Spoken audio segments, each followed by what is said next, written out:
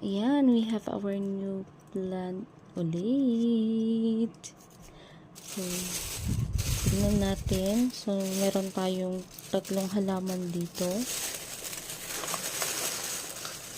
Flex natin. Tanggalin natin yung mga tag.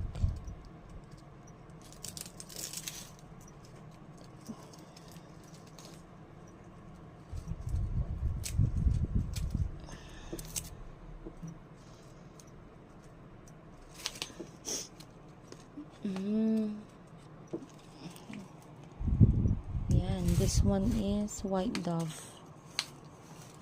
White dove. Ang cute niya, hindi masyado kita yung kagandahan niya. Pero maganda siya. This is white dove. Next.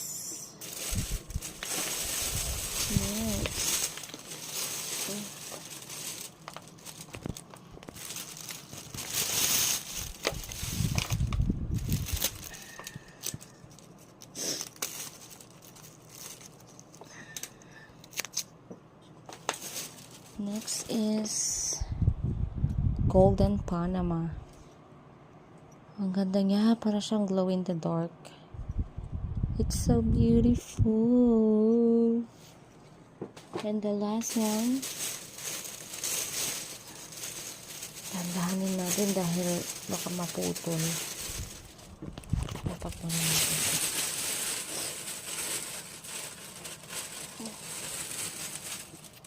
Yay, it's so cute. Ang ganda niya. Wait lang. Yeah. Hindi masyado kita yung ganda niya. Pero ang ganda niya in personal. Para siyang silver na may glitters. And this is begonia. Mas maganda to kapag lush at madahon.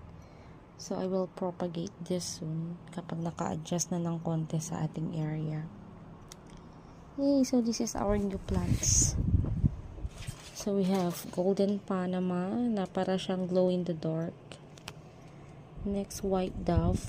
Ang ating White Dove. Ang kanyang leaves ay going 3. And next one is, I don't know what is the name of this. But this is begonia. Ayan, maganda siya. So, small sizes po sila, but then the price is also cheap. So, budget meal. Okay, that's all. Thank you.